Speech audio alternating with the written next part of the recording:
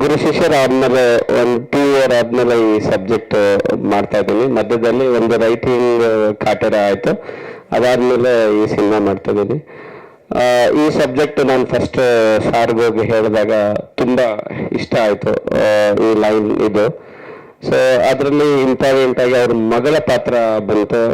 ಅವಾಗ ನಾನು ಕೇಳಿದೆ, ಸರ್ ನಿಮ್ಮ ಮಗಳನ್ನೇ ಮಾಡ್ತೀನಿ, ಎರಡು ಕಾಂಬಿನೇಷನ್ ಚೆನ್ನಾಗುತ್ತೆ, ಆಫ್ ಸ್ಕ್ರೀನ್ ಮತ್ತು ಆನ್ ಸ್ಕ್ರೀನ್ ಮಗಳೇ ಇರೋದ್ರಿಂದ ಅಂತಂದ್ರು. ಫಸ್ಟಿಗೆ ಅವರು ಆಸಕ್ತಿ ತೋರಿಸ್ಲಿಲ್ಲ, ನಾನು ಒತ್ತಾಯ ಮಾಡೋದಕ್ಕೆ. ಸೊ ಅವ್ರ ಮಗಳನ್ನ ಕೇಳಿದ್ರು, ಅವ್ರಿಗೂ ಆಸಕ್ತಿ ಇತ್ತು. ಅದಾದ್ಮೇಲೆ ಅವರು ಮುಂಬೈ ಹೋಗಿ ನಟನೆ ಟ್ರೈನಿಂಗ್ ಮಾಡ್ಕೊಂಡು ಬಂದು ಈ ಸಿನಿಮಾದಲ್ಲಿ ಒಂದು ಅದ್ಭುತವಾಗಿ ಅಭಿನಯ ಮಾಡಿದ್ರೆ ಇದು ಒಂದು ತುಂಬಾ ಸ್ಪೆಷಲ್ ಅಂತ ಹೇಳ್ಬೋದು. ಇನ್ನು ನಮ್ಮ ನಿರ್ಮಾಪಕರ ವಿಚಾರಕ್ಕೆ ಬಂದ್ರೆ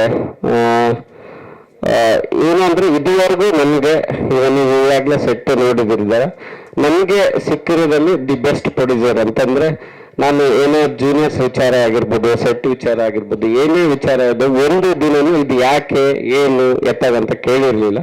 ಸೊ ಹಾಗಂತ ಅವರು ಕೊಡ್ತಾರಂತಲೂ ನಾವು ನನ್ನ ಸಿನಿಮಾಗ ಮೀರಿ ನಾನು ಅದನ್ನ ಮಿಸ್ಯೂಸ್ ಮಾಡ್ಕೊಳ್ಲಿಲ್ಲ. ಬಟ್ ಅವರ ಒಂದು ನನ್ನ ಮೇಲೆ ಇಟ್ಟಿರೋ ನಂಬಿಕೆ ನನಗೆ ನಿಜವಾಗ್ಲೂ ತುಂಬಾ ಖುಷಿ ಇದೆ.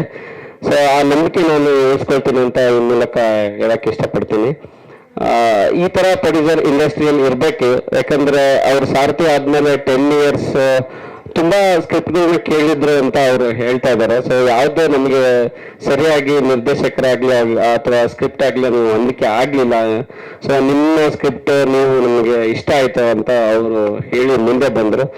ಒಂದು ನನಗೆ ಪರ್ಸನಲ್ ಆಗಿ ಖುಷಿ ಆಗಿತ್ತು, ಮತ್ತೆ ಇಂಡಸ್ಟ್ರಿಯಿಂದನೂ ಅವರಿಗೆ ಒಂದು ಒಳ್ಳೆಯ ಬೆಳವಣಿಗೆ. ಯಾಕಂದ್ರೆ ಅಂತ ಒಂದು ಬಿಗ್ ಪ್ರೊಡ್ಯೂಸರ್ ಮತ್ತೆ ಕಮ್ ಬ್ಯಾಕ್ ಮಾಡ್ತಿರೋದು, ಮತ್ತೆ ಅವರು ಪ್ರಾಮಿಸ್ ಮಾಡಿದ್ರು ಇನ್ಮೇಲೆ ಕಂಟಿನ್ಯೂ ಸಿನಿಮಾ ಮಾಡ್ತೀವಿ ನಾವು ಅಂತ ಎಲ್ಲ ಹೇಳಿದ್ದಾರೆ. ಸೊ ಇದು ತುಂಬಾ ಖುಷಿ ವಿಚಾರ. ಇನ್ನು ನಮ್ಮ ಸಂಭಾಷಣೆಕಾರರು ಇಬ್ಬರು, ಶ್ರೀಕಾಂತ್ ಮತ್ತು ಮಾಸ್ತಿ ನನಗೆ ಯಾವಾಗಲೂ ನನಗೆ ರೈಟ್ ಹ್ಯಾಂಡ್ ಆಗಿ ಜೊತೆಗೆ ಇರ್ತಾರೆ. ಸೊ ಈ ಸರಿ ನನಗೆ ಶ್ರೀಕಾಂತ್ ಆ್ಯಡ್ ಆದ್ರು, ಯಾಕಂದ್ರೆ ಅವನು ನನಗೆ ಸ್ಕ್ರೀನ್ ಪ್ಲೇ ಜೊತೆ ಜರ್ನಿ ಮಾಡ್ದ. ಸೊ ಕೆಲವು ವಿಚಾರಗಳನ್ನು ಅವನು ಡೈಲಾಗ್ಗಳಲ್ಲಿ ಇದಾಗಿ ಬರೆಯಕ್ಕೆ ಶುರು ಮಾಡ್ದ. ಸೊ ಅವನಲ್ಲಿ ಒಂದು ಟ್ಯಾಲೆಂಟ್ ಇತ್ತು. ಅವಾಗ ನಾನು ಮಾಸ್ತಿ ಕೇಳ್ಕೊಂಡೆ, ಒಂದು ಹೊಸೂರ್ನ ಒಂದು ಅವಕಾಶ ಕೊಡೋಣ ಇದ್ರ ಮೂಲಕ ಅಂತಂದಾಗ, ಇದು ಮಾಸ್ತಿ ಧಾರಾಳವಾಗಿ ನಾನು ಶೇರ್ ಮಾಡ್ತೀನಿ ಇದನ್ನ ಅಂತ ಒಪ್ಕೊಂಡು ಒಬ್ಬ ಬಿಗ್ ಡೈಲಾಗ್ ರೈಟರ್ ಅದೊಂದು ಶೇರ್ ಮಾಡಿ ಅವ್ರನ್ನ ಒಂದು ವೆಲ್ಕಮ್ ಮಾಡಿದ್ದಾರೆ. Thank you Masti.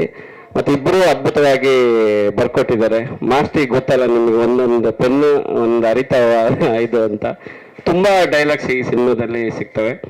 ಆಮೇಲೆ ನಮಗೆ ಬ್ಯಾಕ್ ಬೋನ್ ಅಂತಾನೆ ನಮ್ಮ ಸಾರ್ ಹೇಳ್ಬೋದು.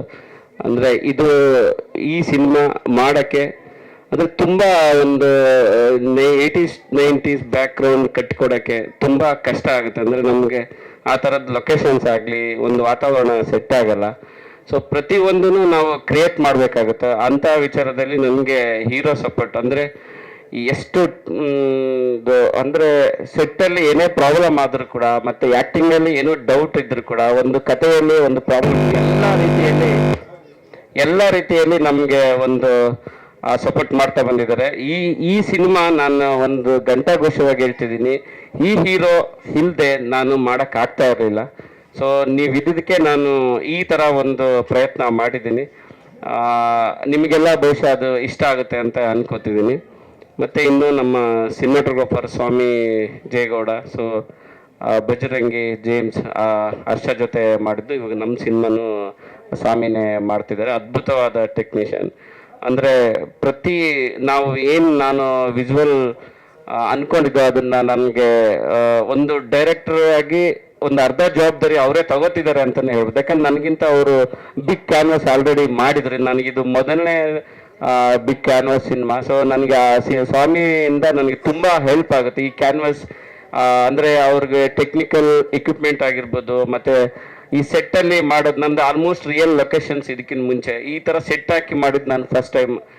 ಆ ಸೆಟ್ ಹಾಕೋದ್ರಿಂದ ಮತ್ತು ಅದನ್ನ ಟೇಕಿಂಗ್ಸ್ ಆಗಿರ್ಬೋದು ತುಂಬ ರೀತಿಯಲ್ಲಿ ನನಗೆ ಸ್ವಾಮಿಯಿಂದ ಹೆಲ್ಪ್ ಆಯಿತು. ಸೊ ಈ ಮೂಲಕ ಥ್ಯಾಂಕ್ ಯುನ ಹೇಳ್ತಾ ಇದ್ದೀನಿ ಸ್ವಾಮಿ. ಆಮೇಲೆ ಕ್ರಿಯೇಟಿವ್ ಹೆಡ್ ಆಗಿ ಆರೂರ್ ಸುಧಾಕರ್ ಅಂತ, ನಾನು ಇದಕ್ಕಿಂತ ಮುಂಚೆಗೆ ಅವರು ಸಿನಿಮಾಟೋಗ್ರಾಫರ್, ನನ್ನ ಗುರು ಶಿಷ್ಯರು.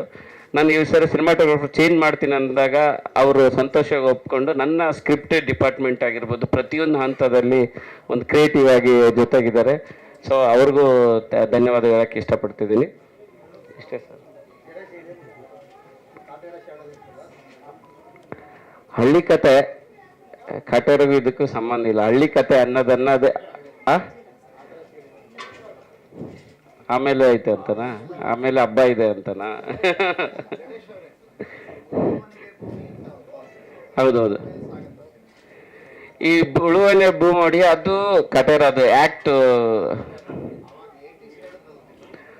ಇಲ್ಲ ಇಲ್ಲ, ಅದಾದ್ಮೇಲೆನೂ ಸ್ವಲ್ಪ ಘಟನೆಗಳು ಮುಂದುವರೆದವು. ಸೊ ಇದು 72 ಅಲ್ಲೇ ಉಳುವನ ಒಡಿಯ ಆಯ್ತು. ಸೊ ಆಫ್ಟರ್ ಮಾತಾಡಿದಾಗ ನಾನು ಅರ್ಧಂಬರ್ಧ ಮಾತಾಡಿದ್ದೀನಿ, ನಿಮ್ಮ ಪ್ರಶ್ನೆಗಳು ಕೇಳ್ಕೊಂಡೆ ಇದು ಮಾಡೋಣ ಅಂತ. Thank you.